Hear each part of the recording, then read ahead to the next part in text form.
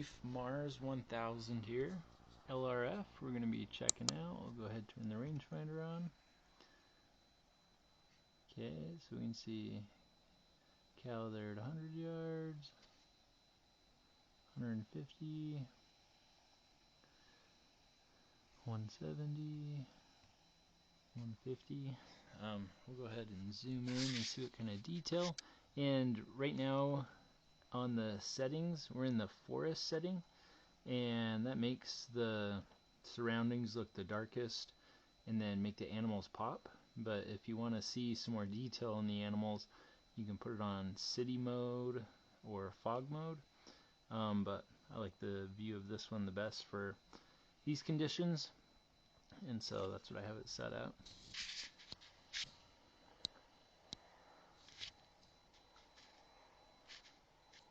Okay, so yeah, right here, we're at 133 yards.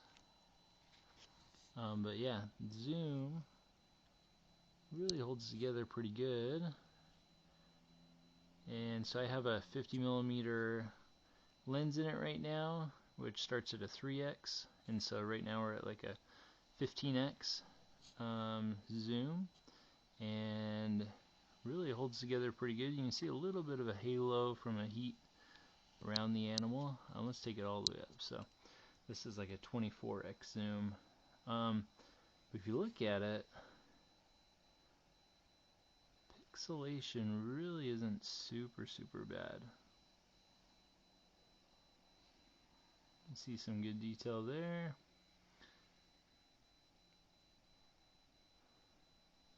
Yeah, really not a bad image at all when zooming in. Now let's pretend like we were going to be shooting out, let's say something like 400 yards or so. Alright, 440. Notice how I wish it kept the range up a little longer, because if we're bouncing between 460 and 419, that can make a big difference. And so as soon as you click the button to hold it, so right there we're at 419.9, and so right there it shows you right where to hold it. So that makes it extremely nice. As far as trying to take some long range shots, you can get that really dialed in. And I do like that it has a continuous range finding mode other than that, so it's real quick and easy, as you're scanning to get a range or watching an animal come in, and then as soon as it gets in and you're ready to shoot it, you can figure out that hold. Oh yeah, overall, for the price point and the features, especially for someone that's wanting to do a little longer range shooting, or even if, let's say, you weren't planning on shooting over 200 yards, but you wanted to shoot subsonic suppressed, man, this would be an awesome scope to do it. And with the 640 image quality, and as you saw when you zoom in, it really holds its image together. This would be a fantastic choice for that. Where it has a 35mm lens, if you wanted to do a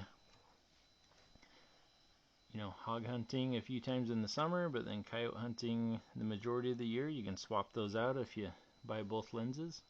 So that's kind of cool. That's not something that's common. My favorite color of reticle is a yellow reticle. This one doesn't have yellow, so I chose blue on this one. It has green or red or white or black, but probably red or blue.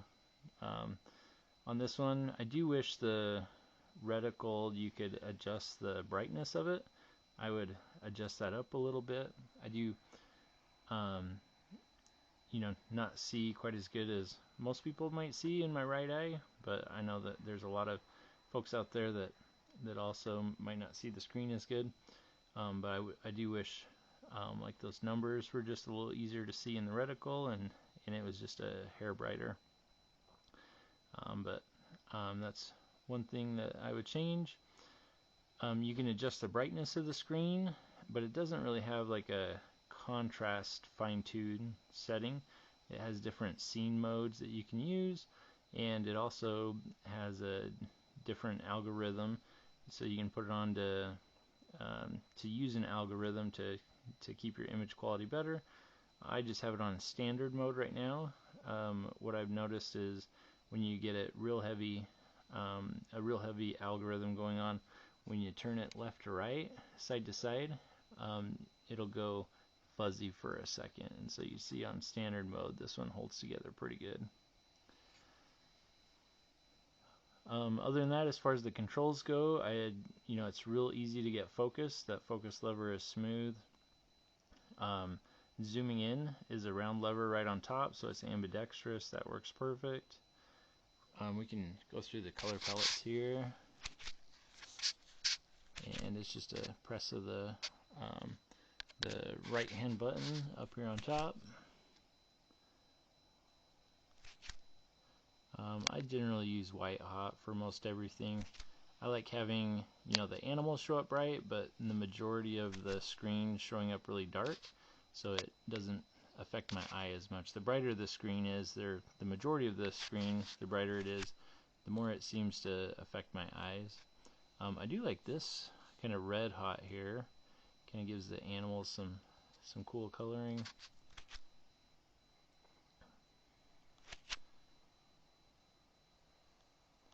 Do not like that one. I do know there's quite a few people that like black hot. Let's zoom in. Black hot seems to look really good here as well.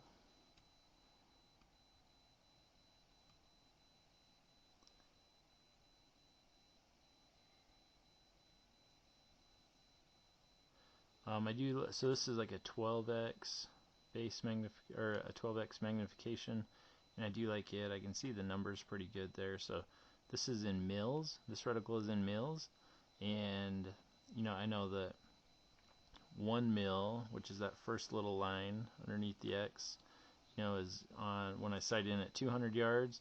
That's right about 375 yards. 400 yards is 1.2 mils, and so that makes it real easy to make those shots even if the ballistic calculator wasn't working. It'd be real easy to make those shots with this reticle. So I really like these reticles. They have an MOA version of the reticle as well. This one's just reticle number 1.